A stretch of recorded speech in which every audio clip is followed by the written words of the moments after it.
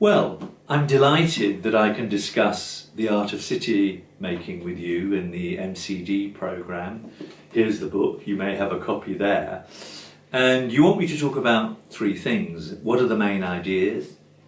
Secondly, whether this book has had an impact of any sort. And thirdly, what I think are the major trends. When I thought about this book, and I wrote it 10 years ago, my main thought was, how can I bring everything together?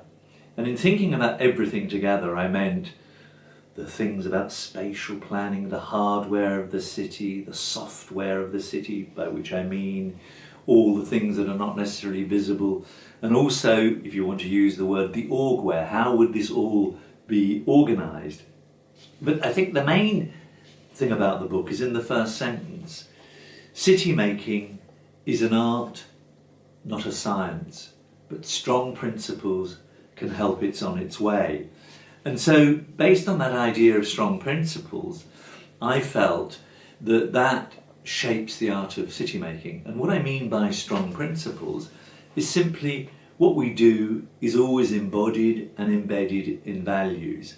And these values are ultimately about choices. And these choices ultimately also are political choices and political battles and negotiations. So in a sense, city making is not a simple objective thing, but very complex, to do with people, personalities, organisations, interests and so on. So therefore, one of the first things I try to do is also shift away a bit from the creative city, which I'd written a few years previously. And I wanted to give the creative city notion also a higher ethical sort of foundation and framework. So one of the first sentences again is that cities should not try to be the most creative city in the world, but cities should try to be the most creative city for the world. And that one change in word from in to for me, provided things with an ethical framework. The other thing I was feeling, and again, because my work had initially stemmed from the idea of bringing together three things, which was creativity, the culture of a place and urban reinvention, I stressed that for me, going with the grain of local cultures was a very good way of giving people the confidence to adapt to changes that were happening around the world. But what I did feel is that every city could make more of its potential if the conditions were created for people to think, plan and act with imagination in looking at problems, finding solutions to them and creating opportunities. In order for each city and the individuals within them to be and become the best they could be. So those are some of the very, very broad things. The other things I try to highlight was really the sensory landscape of cities. And I did some really weird things. I went through cities with all my senses, closing my eyes, touching cities, smelling cities. I remember wonderful situations of going into supermarkets, trying to smell the smell of nothingness and so on. Because I really felt that in its core, cities are an emotional experience, and that emotional experience has psychological effects. And this issue about the psychology of cities is something that I picked up again 10 years later, and I'm doing a big project around the psychoanalysis of cities to pretend if cities were a person, what type of personalities would they have? But going back to this thing about the sensory landscape, what I was really beginning to feel was this point about the overwhelming nature of cities, the billboards, the electronic billboards, digitization was beginning to happen. And so I was just concerned about how people might be both stimulated, excited, invigorated by this new urban landscape, as well as in fact overwhelmed. So that became a very, very important theme. The other theme that was really quite important to me was how cities were discussed in the first place. And this relates to an idea that we all share probably, that the city, making a city is a sort of holistic enterprise. You have to bring all the sort of forces and insights and disciplines together.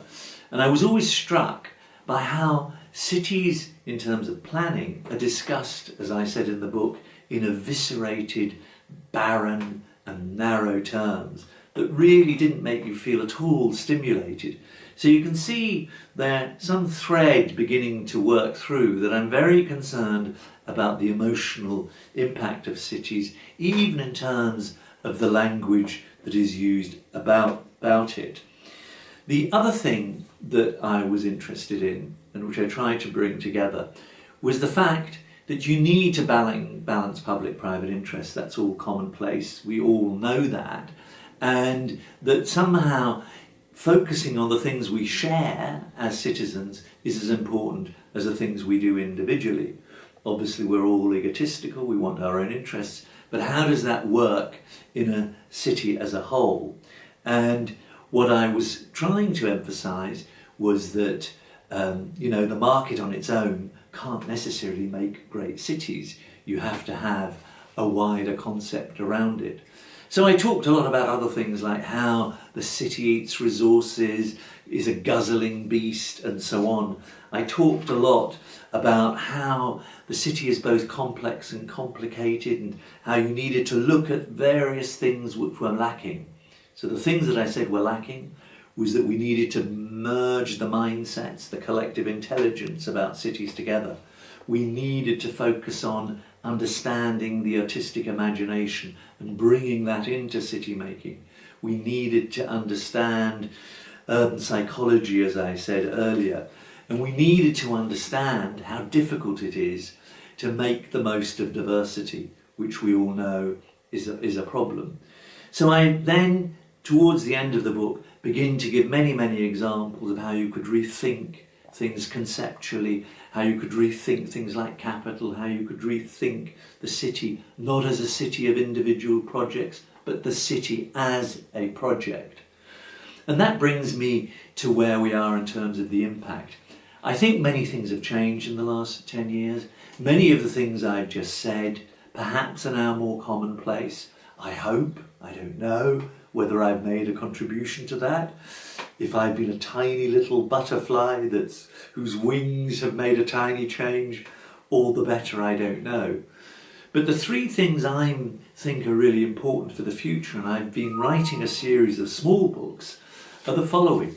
One of them is about fragility and the fragility of our cities. There are two stories and narratives of the city: the compelling city, the vigorous city, the vibrant city, but also the city where things are getting out of hand. Food security, environment, interculturalism, all of these things happening at the same time. So fragility and the management of fragility is key. The second main point I've looked at, and I used Rotterdam in this as well, is about how and what are the qualities of cities of ambition. What are these characteristics? What do these city makers do when they're doing that? How do they come together as a unified force? And the third thing, I think really is the big thing for the next 10 years, is something I've summarised in something called the digitised city, influence and impact. And I've looked at this with a dozen or so cities in Europe, and I'm now convinced that when you think of the emotional experience and the physical experience of the sensorised city, the city of intelligent objects and so on, and digitisation as a whole, its effects will be as dramatic as those of the Industrial Revolution 200 years ago. So those are the things I leave with you: fragility, ambition, and the digitised city. I hope you have a very productive next few periods. Thank you.